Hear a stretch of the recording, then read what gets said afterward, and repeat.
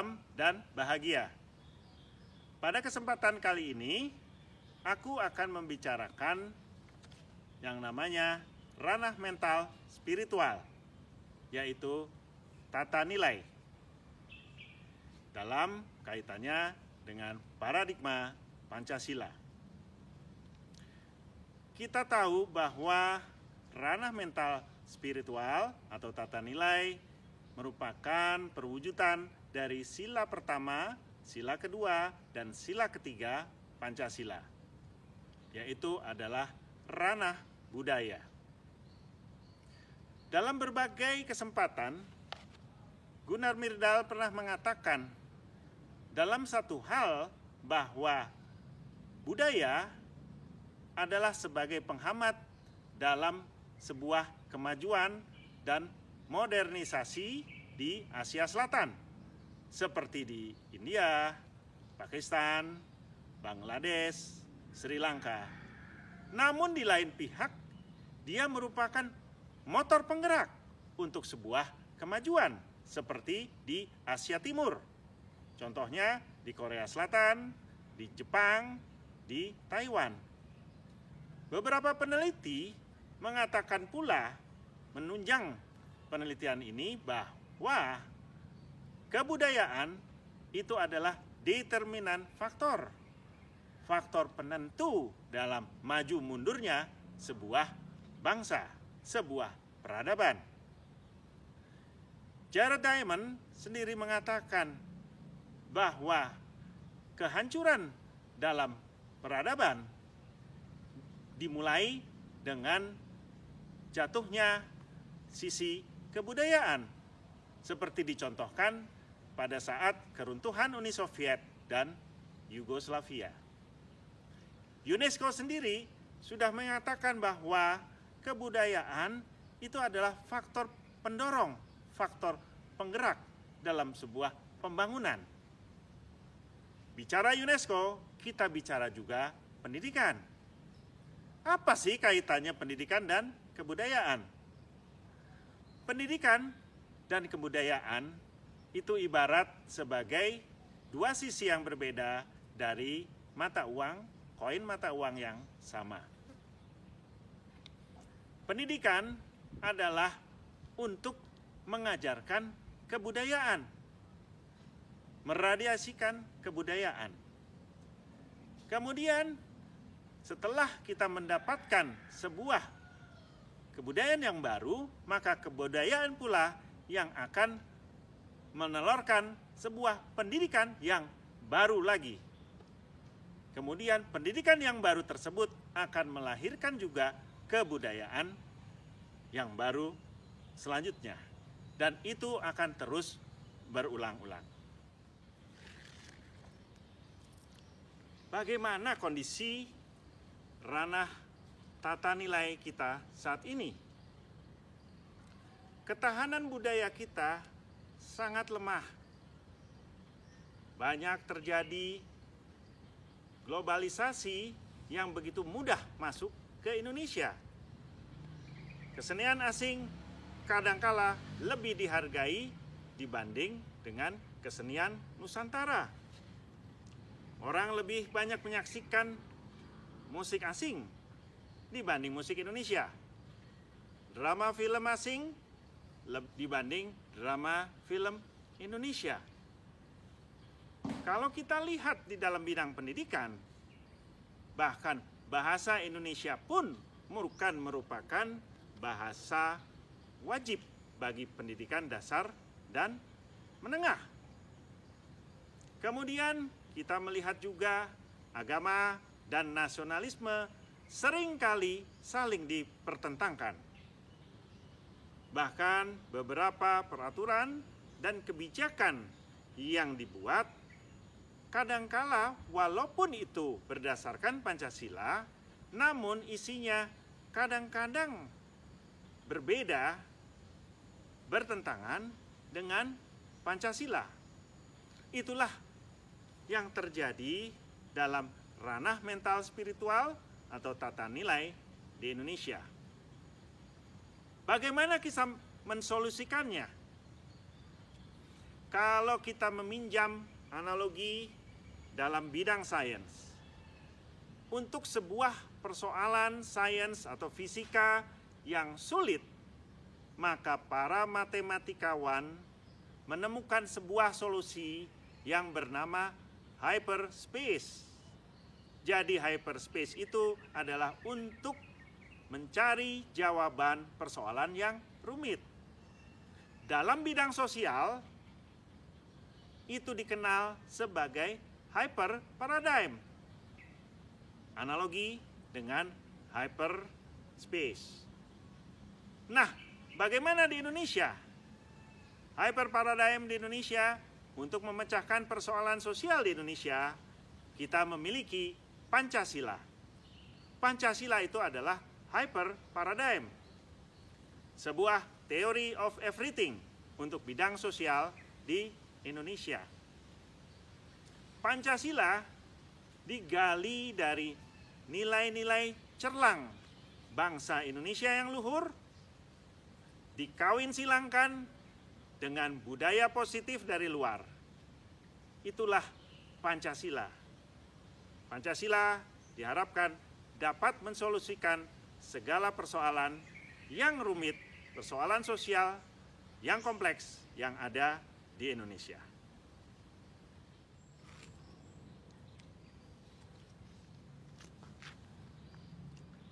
Dalam ranah tata nilai, ada 3 nilai utama. Yang pertama adalah kebangsaan, kemudian memiliki budaya luhur, dan membangun peradaban unggul. Kebangsaan sendiri terbagi menjadi 3, yaitu pertama adalah kemauan hidup bersama. Yang kedua, memiliki nilai dasar yang sama, nilai strategis. Dan yang ketiga, itu adalah mendiami wilayah yang sama. Geopolitik satu nusa. Nah, selanjutnya kita harus tahu apa sih sebenarnya mimpi besar bangsa Indonesia yang dicita-citakan oleh para pendiri bangsa. Indonesia Raya itu adalah cita-cita mimpi besar bangsa Indonesia. Sebuah peradaban yang unggul di masa depan. Sebuah negara yang mandiri, bebas, merdeka, tidak bergantung kepada siapapun. Kenapa kita memikirkan hal itu? Kita harus ingat bahwa mimpi besar itu adalah masa depan. Masa depan akan datang dengan sendirinya, itu benar. Tetapi kita tidak bisa melepaskan begitu saja. Kita lepas datang dengan sendirinya, dengan liar, tanpa kita rencanakan. Oleh karenanya, kita berkewajiban mendesain masa depan itu. Mimpi besar itu, cita-cita besar itu. Manusia seperti apa yang kita inginkan di Indonesia di masa depan. Manusia yang kita inginkan tidak lain, tidak bukan adalah warga negara Indonesia yang unggul. Kenapa warga negara Indonesia yang unggul? Karena di samping manusia Indonesia yang cerdas, bernalar, tetapi dia juga memiliki karakter yang bagus, yang paripurna, dan juga memiliki rasa kebangsaan, cinta tanah air yang besar. Cinta air, tanah air secara formal, secara fisik, dan secara mental. Cinta air, cinta tanah air secara fisik itu adalah tempat cinta pada tempat bumi kita dipijak, yaitu tanah air Indonesia. Sedangkan cinta tanah air formal adalah cinta pada konstitusinya, Undang-Undang Dasar 1945 dan turunannya, yaitu dia sebagai warga negara, pemegang paspor Indonesia, pemegang KTP Indonesia. Sedangkan cinta tanah air, mental, itu yang paling penting dan paling sulit. Yaitu apa? Yaitu bukan hanya raganya saja yang Indonesia, tapi jiwanya Indonesia. Semuanya demi Indonesia bersedia berkorban dimanapun. Itulah tanah air fisik, tanah air formal, dan tanah air mental. Bagaimana peran pemerintah? Pemerintah tentu saja dapat berperan. Dia harus sebagai tutor sekaligus pelayan bagi rakyatnya. Bagaimana melakukannya? Sesuatu kepentingan rakyat itu harus didahulukan, harus didengar, sekecil apapun kelompoknya. Kita adalah negara demokrasi Pancasila, bukan negara liberal. Jadi, pada saatnya pemerintah harus ngewongke rakyatnya, memanusiakan rakyatnya, tahu kepentingannya. Kalau ada pembangunan, dijelaskan kepada rakyatnya untuk apa sesuatu itu dibangun. Itu adalah peran pemerintah. Kemudian bagaimana membentuk semuanya itu? Tentunya tidak lepas dari pendidikan. Peran pendidikan dalam membentuk warga negara Indonesia unggul cukup besar. Karena pendidikan membentuk anak Indonesia yang lahir di Indonesia sebagai penduduk menjadi warga negara Indonesia yang unggul di masa depan. Apa yang harus diajarkan di dalam kurikulumnya? Cukup sederhana. Agama dan trimatra pendidikan. Kenapa agama? Karena agama di Indonesia berbeda dengan di negara lain. Selain dia sebagai ranah private, ranah pribadi, maka agama di Indonesia itu adalah ranah publik. Sesuai dengan isi pembukaan Undang-Undang 1945. Kemudian, trimatra pendidikan. Trimatra pendidikan, kebangsaan, etika, dan logika. Kebangsaan itu adalah, tadi dikatakan, warga negara unggul adalah cinta pada tanah airnya. Jadi kita harus mengajarkan kebangsaan, kenasionalan.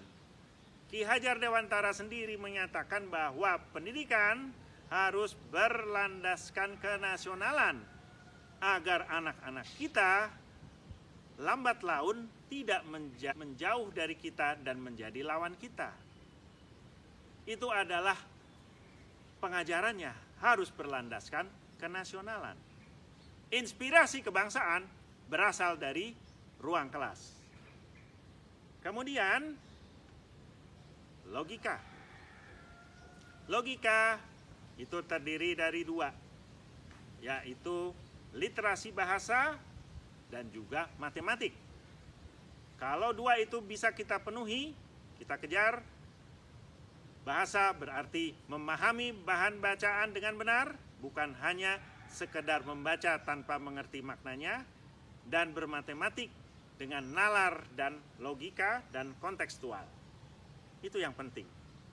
Dan dilanjutkan dengan sains. Etika, kita sudah tahu, setiap nabi diutus ke dunia oleh Allah Subhanahu wa Ta'ala untuk memperbaiki akhlak manusia. Jadi itu adalah hal yang penting. Jadi 3 hal trimatra pendidikan itu harus diajarkan. Nah, karena pendidikan itu adalah ranah tata nilai, harus berdasarkan apa pendidikan di Indonesia? Pendidikan di Indonesia harus berlandaskan pada sejarah, berlandaskan pada kebudayaan, dan berlandaskan kepada masa depan. Jadi pendidikan di Indonesia yang berdasarkan Pancasila itu berlandaskan pada sejarah, kebudayaan, dan masa depan. Itu yang harus diajarkan. Sekarang bagaimana problem-problem pendidikan di Indonesia? Selain yang sudah tertuang di dalam trimatra pendidikan tersebut, maka dua hal lainnya yaitu tentang akses dan mutu. Akses yaitu dari kuantitatif, sedangkan mutu adalah dari kualitatif. Dua hal itu yang harus diperbaiki di Indonesia dan dimulai dari tingkat sekolah dasar. Belajar dari pengalaman negara-negara yang pernah terpuruk dan sekarang maju, mereka memperbaiki pendidikannya untuk jangka panjang sejak sekolah dasar. Dan itu sudah seharusnya dilakukan di Indonesia. Demikian dari saya, terima kasih.